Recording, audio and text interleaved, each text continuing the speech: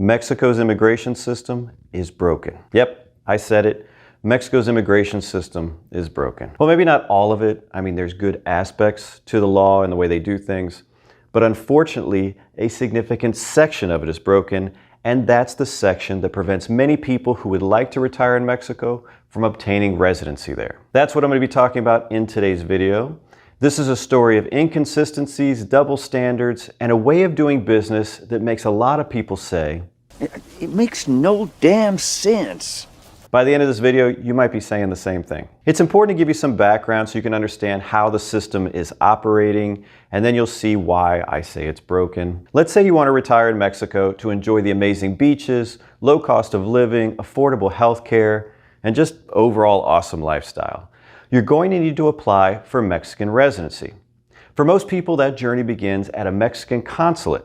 And I don't know why I need to say this, but I do, but those are located outside of Mexico. You're going to have to apply for residency at a Mexican consulate, and it's not particularly difficult, but what it really comes down to is that you're able to prove that you are financially solvent, meaning that you have enough money to support yourself and not be a drain on the government. Now you might be thinking to yourself, of course I have enough money. You know, I'm thrifty and it's cheaper to live in Mexico. I don't know if that first thing is true because I don't know you, but it is cheaper to live in Mexico. Well, they're not just going to take your word for it that you can support yourself. They've actually established financial limits that you're going to have to meet. For example, let's say you're asking for temporary residency and you're basing it on a monthly income that you're going to get, say from Social Security or annuities or something else. You'll have to show bank statements for 6 months and other documentation showing that you consistently make at least X dollars a month. They're setting a limit. This is where the problem comes in. Those so-called established limits are completely inconsistent across the board. And in some cases, they may actually be much higher depending on who you ask. I'm going to tell you a little story just to illustrate what I mean. It's not a real story, but this is the sort of thing that's happening. It's just to kind of put it in perspective for you. Let's say you're a retiree and you're down in Mexico on vacation and you're hanging out and you're like, hey, this could be my lifestyle. I really like it here. So you stop by an immigration office and you're like, what would I have to do to qualify for residency? The agent says, you're going to have to show that you're financially solvent. And according to the law, if you're going by monthly income for a temporary residency, that is 31,122 Mexican pesos. Now, for you folks who have no idea what the exchange rate is, or even if you do, can't do the math in your head, that's about 1,550 US dollars per month. That's the income you're going to have to show. That's less than $20,000 a year.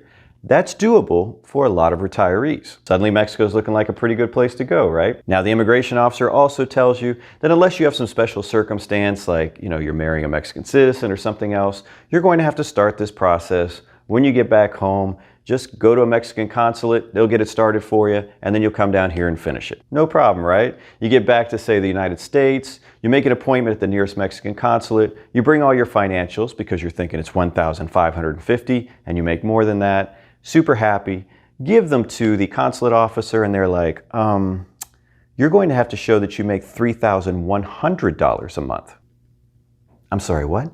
Yes, you're told it's actually double what they told you at immigration. So you get confused, think there's something wrong with this particular consulate. Fortunately, there are a lot of Mexican consulates located in the US, so you call another one and you're like, hey, what's your limit? And they give you a completely different number than that consulate gave you, but is still way above what immigration told you. So you don't make that much money, so basically your dream of getting Mexican residency, dead. From the illustration, you might be getting the idea that the financial requirements are somehow arbitrary, but they're not supposed to be. They're actually established by law. They use mathematical formulas that are based on, say, so many times the Mexican daily minimum wage. For example, if you want to get temporary residency, you're going to have to prove either a monthly income of 300 times the minimum wage or savings and investments of 5,000 times the minimum wage. I mean, we're talking math here, so how are we getting so many different numbers? There are actually a couple of reasons for the disparity in numbers, but the biggest one is that not everyone is using the same variable here in that formula, that minimum wage variable. Some are using a completely different variable called UMA, or La Unidad de Medida y Actualización. So some folks are using the minimum wage, which we'll just call MW, and other folks are using UMA. MW, UMA. So how different are these two numbers? Well, for 2023, the MW, remember that's minimum wage, is 207.14 and the UMA is 103.74. That's a huge difference. We're talking about double. So when you plug those numbers into those formulas, you get very different results. So in essence, we have two different systems that are supposed to be the same system. We have the immigration folks in Mexico using UMA in their formulas, and the Mexican consulates that are supposed to be screening people for Mexican immigration using MW. It makes no damn sense. Anytime I think about this, I can't help but think of this like dialogue between, like the head of immigration and the head of the consulates, Head of immigration's like, all right, so you guys are going to be helping us screen applicants. They're going to come to you, and if they meet the requirements, then you'll give them a visa, and you'll send them down to us, and we'll finish the process, right? Oh yeah, we're going to help you out with that. That's great. Now, we sent you the requirements, right? You got them? Oh yeah. Oh, I just got to tell you, we're using UMA now and not minimum wage. Did you get the memo on that? Did you hear me? We're using UMA? Yeah, we didn't like that one. I'm sorry, what? We're just gonna stick with the minimum wage. We didn't really like the UMA thing that everybody else is doing. Why would you have a completely different standard than us? Well, because we're the government. And you know as well as I know that our mission statement is to make sure that all of our procedures are consistently inconsistent and unnecessarily arduous. True? Well done then. I don't like to brag, but we're also using different financial limits across all of our consulate locations. Well done. Well done. Again, It makes no damn sense. I know the majority of my viewers are pretty educated folks. Maybe not the ones that found the channel by accident, but the ones who stick around. You might be wondering why there are two standards anyway, UMA and MW. So here's the answer. Mexico has a long history of using the standard of the daily minimum wage in their formulas and laws and regulations to calculate everything. For example, financial obligations, fines, penalties, etc. It was a way to keep up with inflation without having to go in and actually change any of these numbers. I mean, it made sense back in the day, right? That system did work for a while, but the problem was that the minimum wage started to increase much more quickly. And that's because it was way too low to begin with.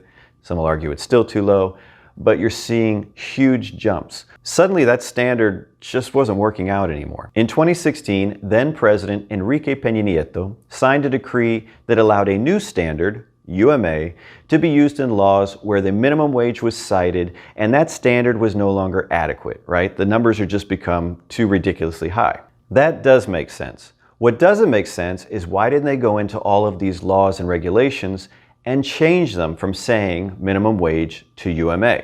That would avoid problems like the one we're seeing right now. Anyway, over the years, basically everyone has transitioned over to UMA for these types of things, except for the entity that's over the consulates, the Secretaría de Relaciones Exteriores. I guess they just like keeping it old school. I don't know. As I mentioned in my little skit, there's no uniformity at the consulates either. If you call around, you're getting completely different amounts. That's why it pays to actually call around, do some consulate shopping. Sometimes it's not possible. They'll only see you if you're from a certain geographic area. Others are a little bit more relaxed on that. I've done a lot of research on this topic for other videos, and so far the lowest financial limits that I've ever seen are from the consulate in Albuquerque, New Mexico, and the one in McAllen, Texas. Albuquerque was the lowest. So far in this video, I've only been talking about the formulas for temporary residency, but there are similar formulas for other types of residency as well. I plan to do a dedicated video just reviewing the different residency options and requirements for each, etc. Those videos are kind of boring, but I'll do one for you. Well, that's it for this video. If you found it informative, do me a favor, give it a thumbs up. And if you like watching videos about Mexico and you're not already a subscriber, you might want to subscribe. I have a lot of stuff planned for this channel for 2023. Well, until next time, hasta luego.